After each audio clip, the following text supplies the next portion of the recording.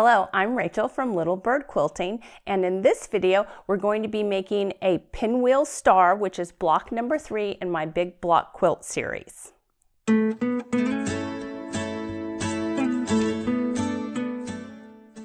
For this block, I'm using a solid orange as well as a textured orange and my gray background. This block is unfinished, 16.5 inches by 16.5 inches, and we're going to need to make 5 of them to be able to do our entire Big Block quilt. So to make this star block, we need our gray background, 9 1/4 by 9 1/4, one whole square. Then we need 4 gray squares that are 4.5 by 4.5. Then we need 4 squares that are 4 7/8 by 4 7/8. Those are the wings of our flying geese. So we want to go ahead and draw a diagonal line on all 4 of those.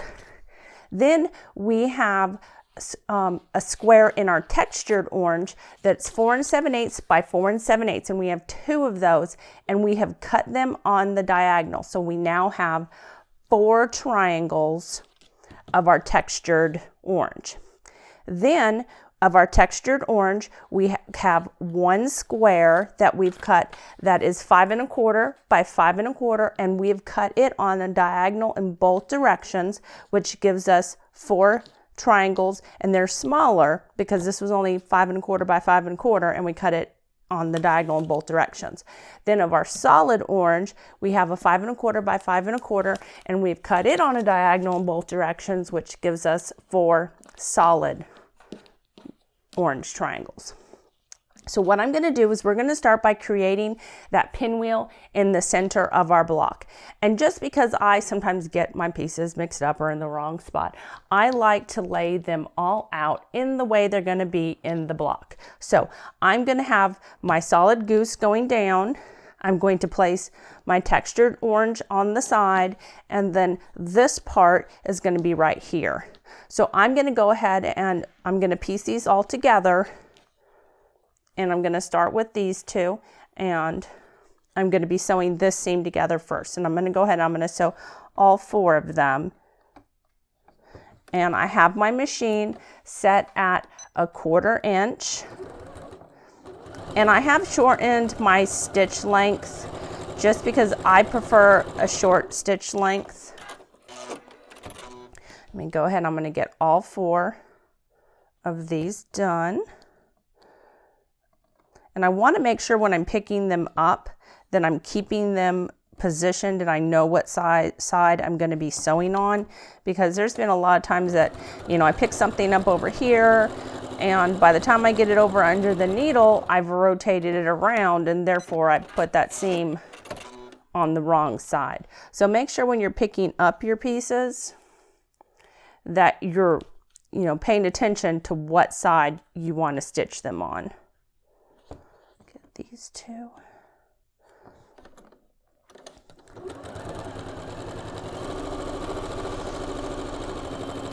And we've got 1 more set. And let's get this one sewn. And I am going to go ahead and press these. You can press them to either side. It's not going to make a difference. I'm pressing it towards the solid orange just because the first one I picked up was facing that way. So now I'm going to sew these 2 pieces together. And I always line up this outer side because that's what I want to be as perfect as possible. And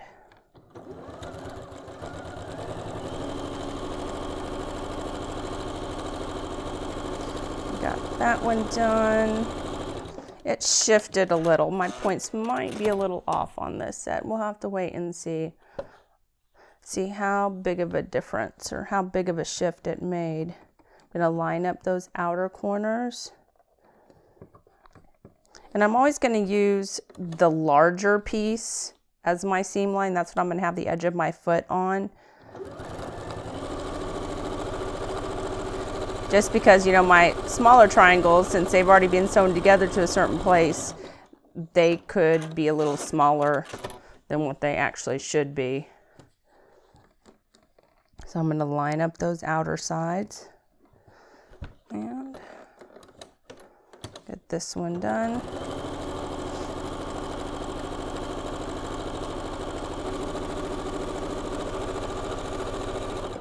Try not to sew as fast as I normally do, because, you know, if you sew so fast that, you know, you're not paying attention, or even if you are paying attention, the fabric can shift. So it does make a difference. You know, you got to pay attention, and you really need to make sure that even at the end of your seam that you're getting that 1/4 inch. You don't want to let your fabric drift to one side or the other. Let me get these pressed open.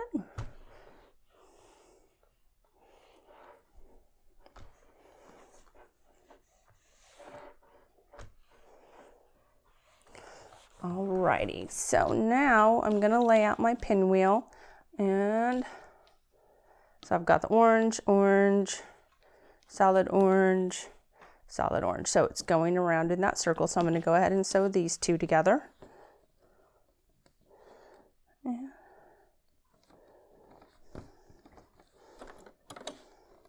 I'm going to start at the side that has a seam. I just think that, you know, I try and sew from what I would consider the most difficult end, even, and when I say difficult, I just mean 2 seams. So I'm going to put these two together, and I need to sew here, and I'm actually going to flip it over and sew down.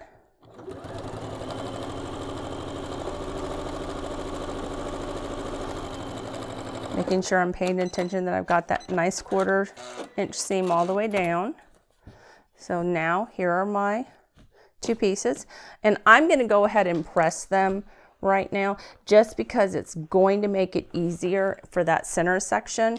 If you want one seam going one direction and you want the other seam going the other direction, it doesn't matter, you know, which one's going which way, as long as they're going opposite of each other.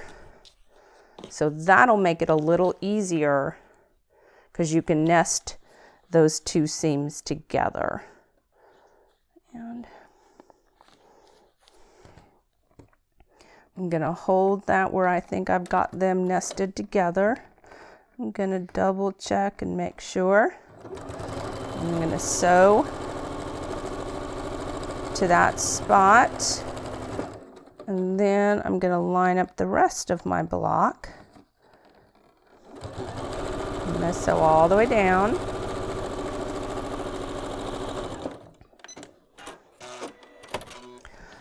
And there we have our center pinwheel section. Now we're going to create the flying geese for our star. And we've done this with other blocks already.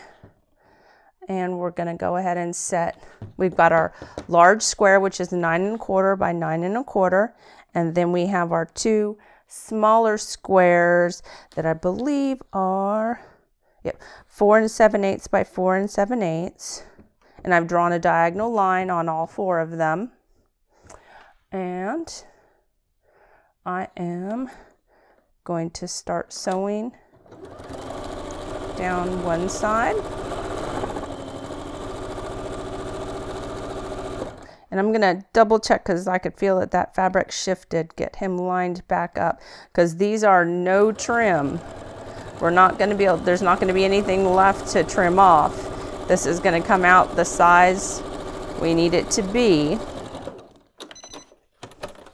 And I'm going to go down the other side. And this is no waste flying geese.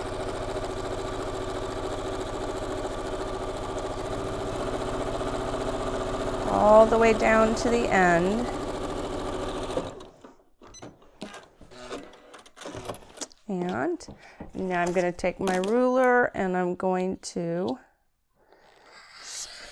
split them apart on that drawn line.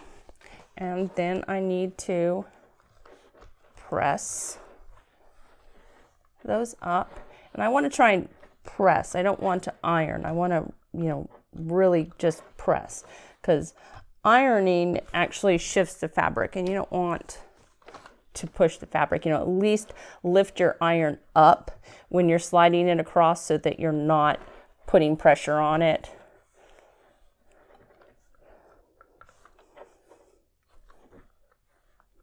Okay, so now we're going to take our other 2 squares, because remember we had 4 of them, and I'm going to place him on in the opposite corner, and I'm going to sew 1/4 inch away from that drawn line, rotate it around, do that on the other side of the line, 1/4 inch away. And I have coordinated my top thread. It's a slightly different colored orange, but it's orange enough to work. And now I'm going to do it to our other set because we need 4. So doing it this way gives us 4. Down this side. Rotate that around.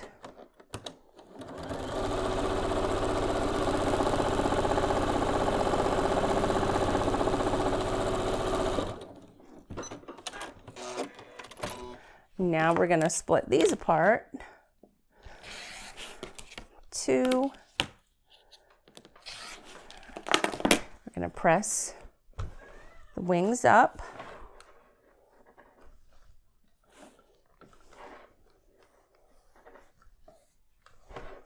One more. Okay.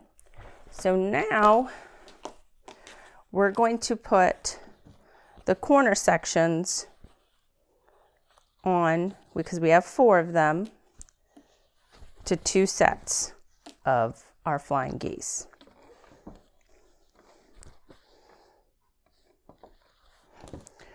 Start with this one. And you really want to make sure you get your fabric positioned correctly, because that's how you could lose your points. And it's quite unpleasant when you put all that time into a quilt, or you get all your blocks done, and then you're getting your quilt all put together, and you realize that half of your blocks, when you are going to sew them to another block, are going to lose that point. So it's really something you want to pay attention to.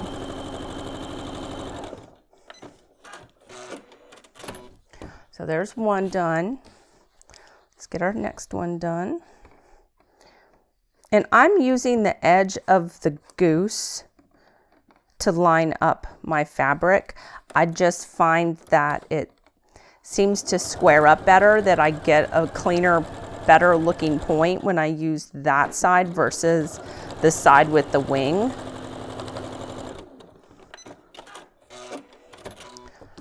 But if you use that side and it just doesn't seem to work out, try the other side. It might be that your wing section always seems to be straighter than your goose section.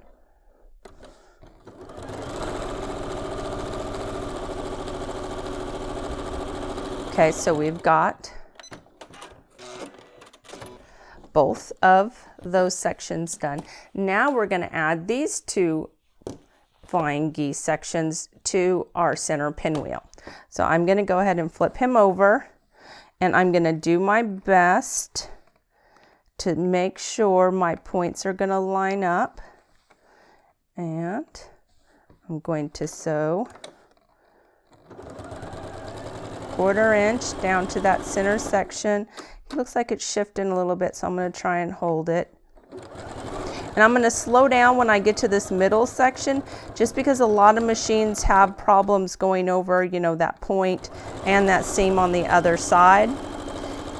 And usually just slowing down is enough to keep that seam straight, because the last thing you want is for that seam to shift over one way or the other, because then you either get too much of that point left or it, you know, lops off your point because it goes one way or the other. So let's get this one done. And remember, to be able to do the Big Block Quilt from my website, which is littlebirdquilting.com, there's a layout there with the whole layout. You need to make 5 of these blocks.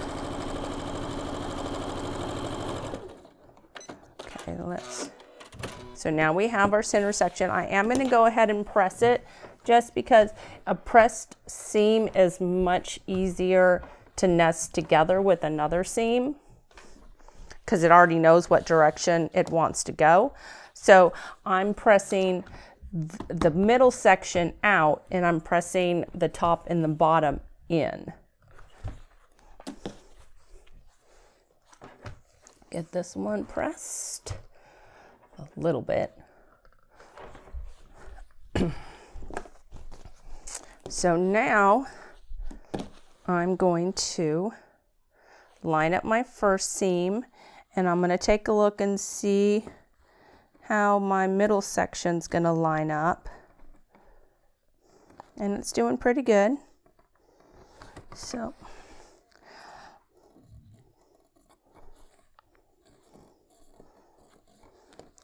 go ahead and get this top section started. Make sure everything's still lining up. And I'm going to sew down to that first point and make sure that I've got everything lined up for the next section.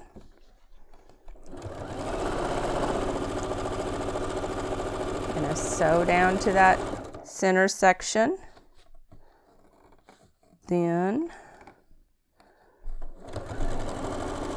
line up the next seam, sew down to there. Make sure everything still looks like it's lined up and good. I'm going to head all the way down to the bottom. So there's our lower section. Now I'm going to add on this top one.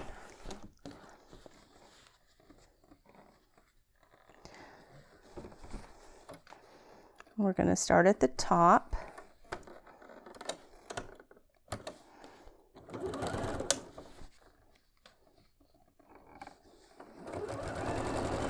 Sew down to this first section where my seams are nested together.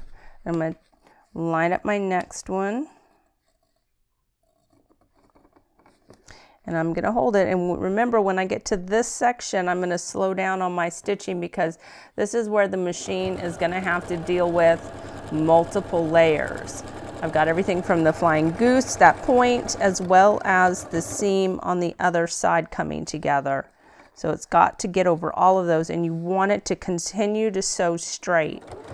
And a lot of times when a machine gets close to multiple layers, it wants to shift either to one side or the other, because it'll make it easier. So here we go to the last end.